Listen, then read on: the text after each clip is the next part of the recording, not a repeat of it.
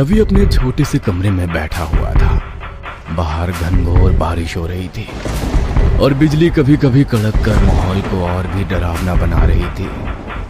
रवि की आंखों में चिंता साफ झलक रही थी। वो गांव से बड़े सपने लेकर शहर आया था, लेकिन 3 महीने बीत गए और ना नौकरी मिली, ना ही कोई सहारा। जो थोड़ी बहुत जमा पूंजी थी वो भी खत्म होने को थी। उसकी सोच में खलल तब पड़ा जब दरवाजे पर अचानक दस्तक हुई। इतनी रात को, और वो भी इस तेज बारिश में, कौन हो सकता है? रवि के दिल में डर और जिज्ञासा का मिश्रण था। कौन है? उसने धीरे से पूछा और धीरे से दरवाजा खोला। एक 26-27 साल की लड़की बारिश में भीगे हुए दरवाजे पर खड़ी थी। उसका बदन ठंड से कांप रहा था। उसके भीगे हुए बालों से बारिश की बूंदें टपक रही थी। उसके पास एक बैग था जिसे उसने अपने बाहों में ऐसे पकड़ा हुआ था जैसे वो बैग उसके लिए बहुत कीमती हो। मुझे माफ कीजिए, मेरी गाड़ी यहाँ खराब हो गई है और इस बारिश में कहीं और जाना संभव नहीं। क्या मैं कुछ देर यहाँ रुक सकती हूँ?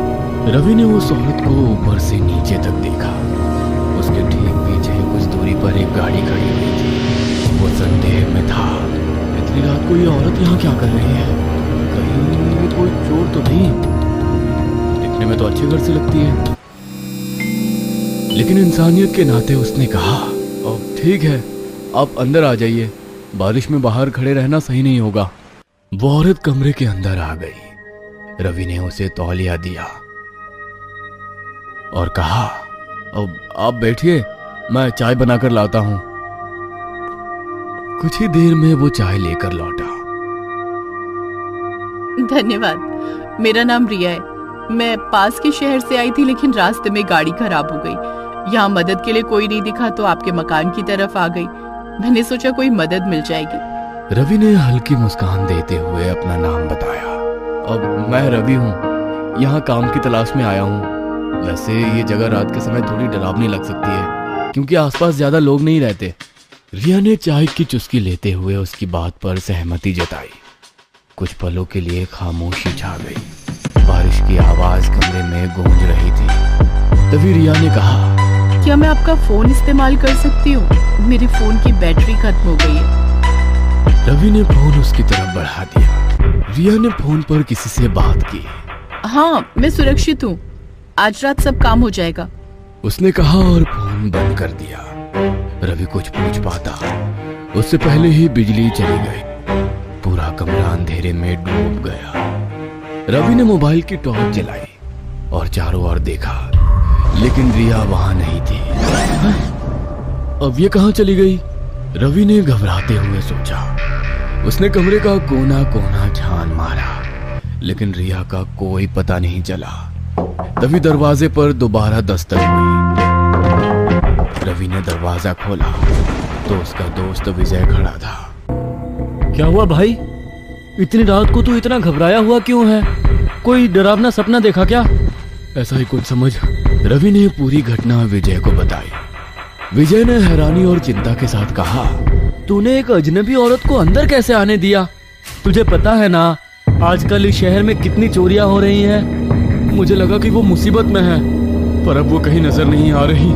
लेकिन उसका बैग यहीं रह गया है। दोनों ने बैग की ओर देखा। तुझे क्या लगता है, क्या हो सकता है इसके अंदर? विजय ने धीरे से बैग खोला। जैसे ही उसने अंदर देखा, उसके चेहरे का रंग उड़ गया। वह घबरा कर पीछे हट गया। इसमें रिया का कटा हुआ सिर है, विजय चीखा। यह सुनकर रवि सुन्न होकर उसकी तरफ देख रहा था। उसने घबराते हुए कहा, रिया, तुम रिया को कैसे जानते हो? और ये कैसे हो सकता है? वो भी तो अभी मेरे साथ थी।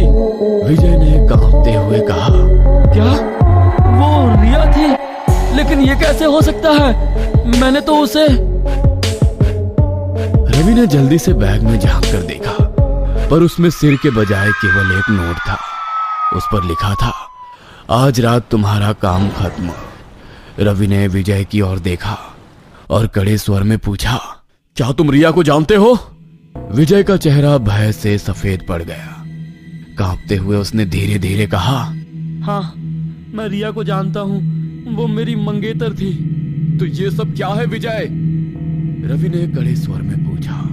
विजय ने कांपते हुए अपनी गलती कबूल की। मैंने रिया को मारा था, ये मेरी जिंदगी की सबसे बड़ी गलती थी। नौकरी की तलाश में भटकते हुए मैं एक तांत्रिक के पास गया। उसने कहा कि अगर मैं रिया की बलि दूं तो मेरी किस्मत बदल जाएगी। मैंने लालच में आकर उसे मार दिया। विजय की बात सुनकर रवि के पैरों तले जमीन खिसक गई। उसने कांपती हुई आवाज में कहा, और अब उसकी आत्मा वापस आ गई है? विजय ने सिर झुकाकर धीरे से कहा, हाँ रवि, उसने कहा है कि मुझे अपने गुनाह कबूल करने होंगे। आत्मा? मतलब मैं कुछ देर पहले एक भूत के साथ बात कर रहा था। हे भगवान! तभी कमरे में बिजली वापस आ गई। रोशनी फैलते ही दोनों ने देखा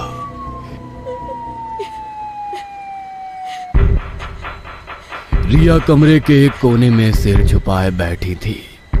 वो हल्के हल्के सिसक रही थी। दोनों वहीं खड़े उसकी तरफ देखते रहे। किसी की भी उसके पास जाने की हिम्मत नहीं हो रही थी। विजय ने खुद को संभालते हुए अपने कदमों से उसकी ओर बढ़ना शुरू किया। उसने कांपती हुई आवाज में कहा, रिया मुझे माफ कर दो। ये सब मेरी वजह से हुआ। मेरी लालच ने तुम्हें ये सब सहने पर मजबूर किया। रिया ने धीरे उसके गालों पर गहरे कट के निशान थे और उनसे खून की धार टपक रही थी। उसकी आंखें दर्द और गुस्से से भरी हुई थी, लेकिन उसकी आवाज में एक खौफनाक मासूमियत झलक रही थी। विजय, उसने टूटे हुए स्वर में कहा, तुम आ गए या तुम अब भी मुझसे प्यार करते हो? तुमने एक बार भी मुझे देखने की कोशिश नहीं की तो मैंने सोचा मैं ही तुमसे मिलने आ जाऊं। यह सुनकर विजय की आंखों में आंसू भर आए। उसने घुटनों के बल गिरकर कहा, रिया, मैं तुमसे बहुत प्यार करता हूँ, मुझे माफ कर दो। अचानक रिया के चेहरे पर एक खौफनाक मुस्कान उभरी। उसने कहा, अरे मेरे सोना बाबू, तुम तो सच में रोने लगे। इतना कहकर वो जोर जोर से हंसने लगी।